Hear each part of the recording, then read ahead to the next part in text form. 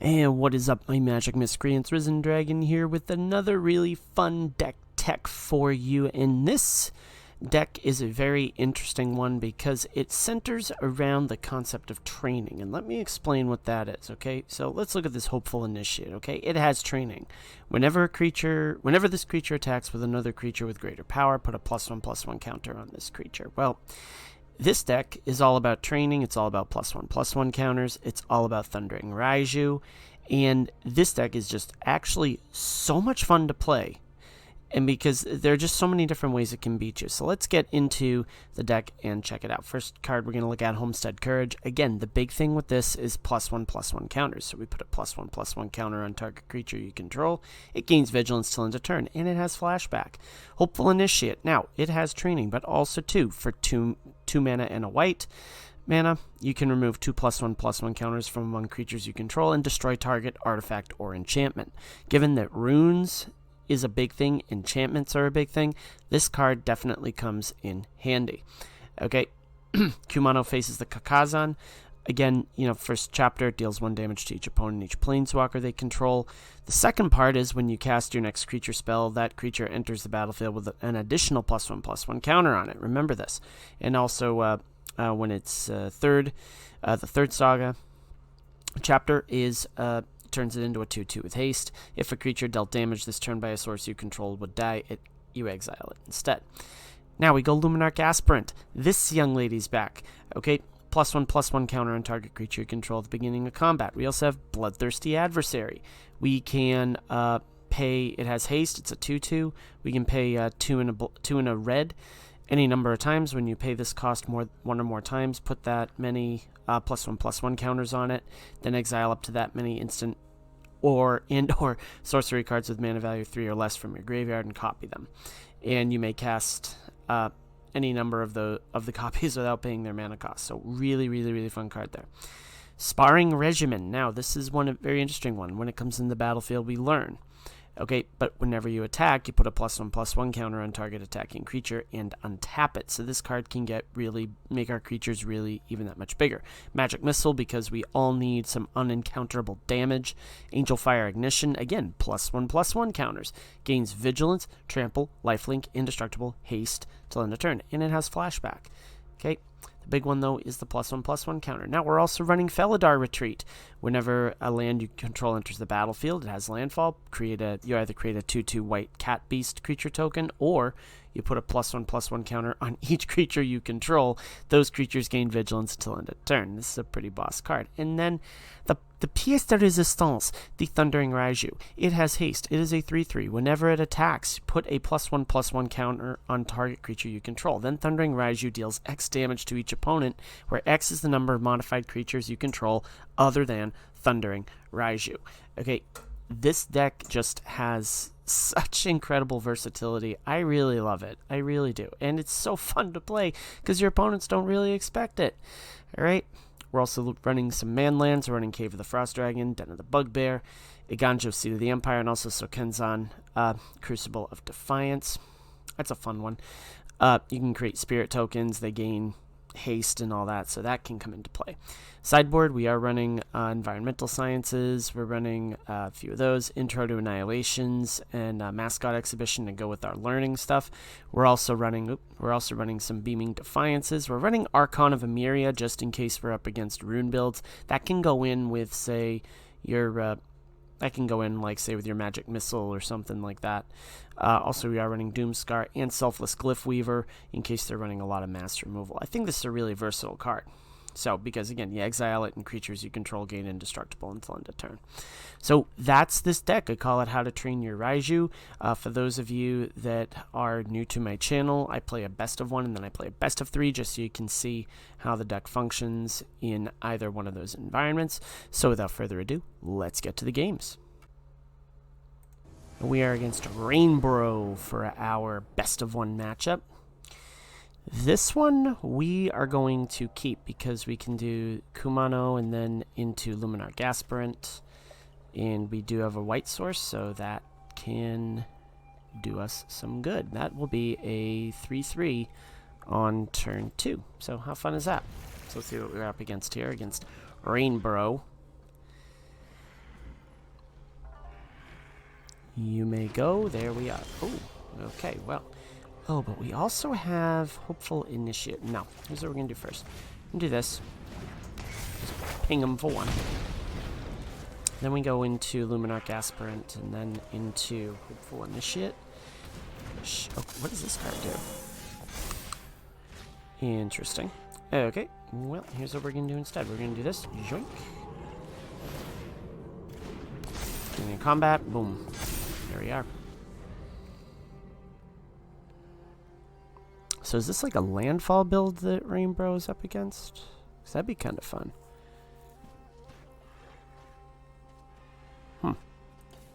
Oh, we shall see.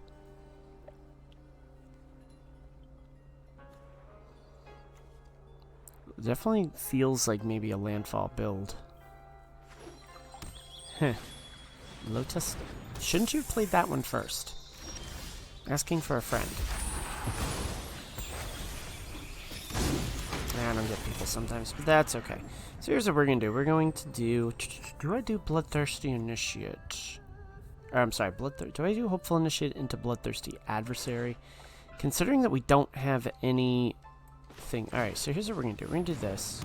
We're going to do this. And we're going to do this. And we're going to swing in with these. And see what they do. I think we're up against a ramp build.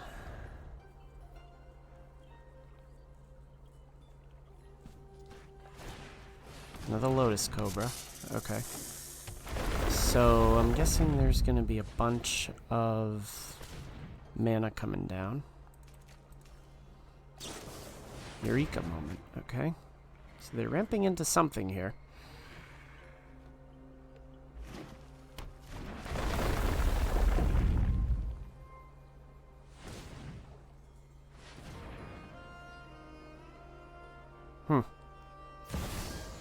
Zhugan defends the temple. Okay. Fun. Alright, ooh, Felidar retreat. So here's what we do. We do this. I'm gonna do that. You know what, let's do this. Because now... let's do this. Let's just swing.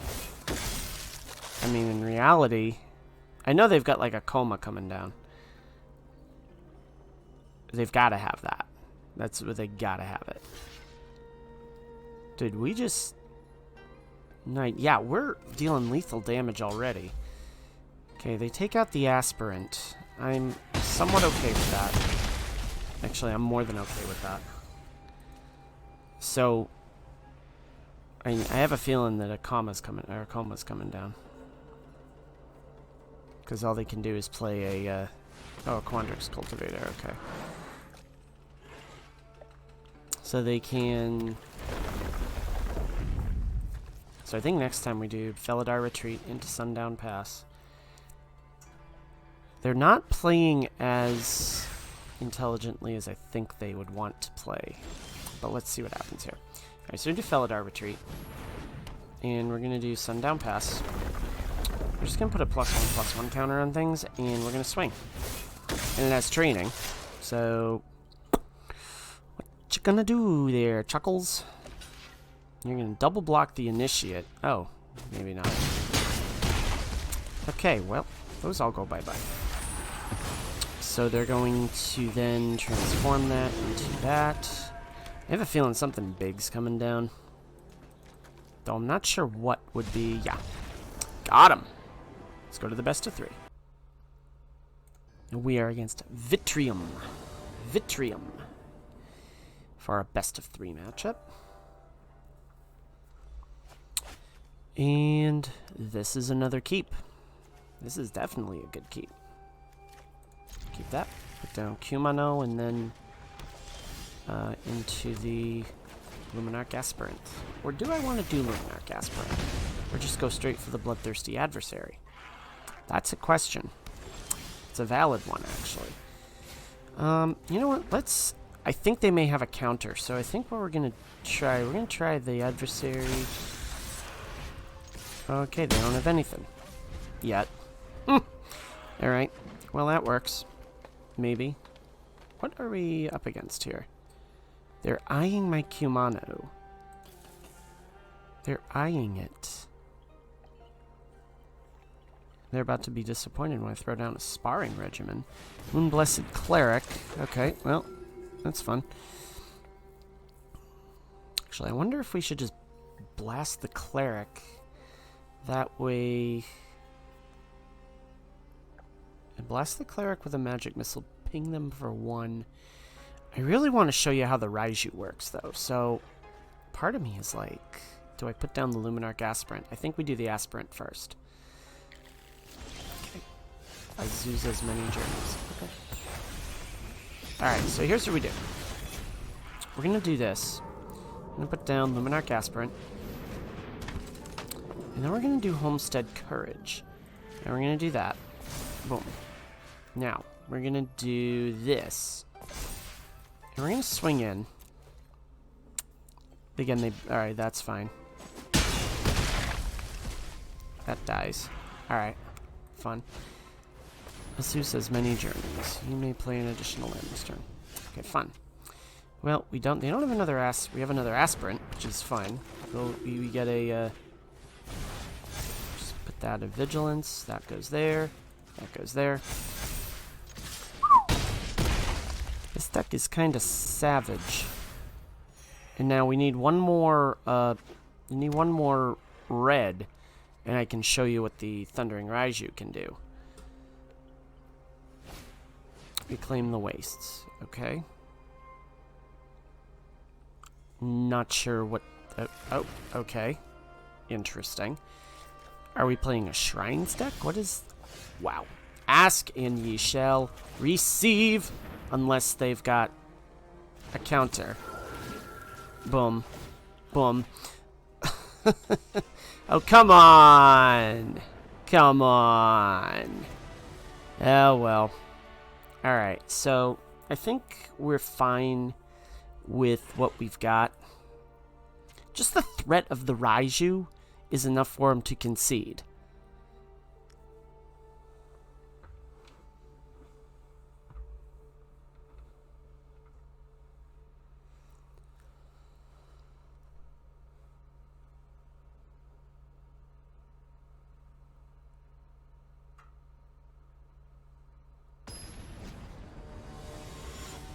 Alright, let's go into the second game, see how we do.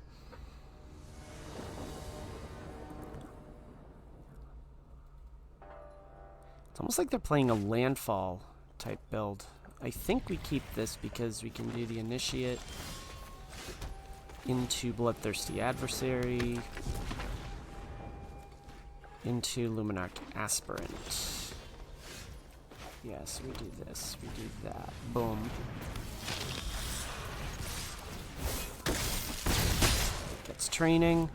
Then we go into Luminarch Aspirant, and unless they do something like Moonblessed Cleric, which I almost want to Magic Missile it, although I'm curious as to what they try to fish out with their enchantment build. Druid class. Okay. So, do I do this? You know what? I'm going to Magic Missile this and that. Do that too. And they just die. I think that's the best play. To be completely honest. I think that's the best play. Okay, Druid class. So, they gain a life. Okay. Well, you know what? I'm going to hang on to the Aganjo. Just in case they have something pretty big.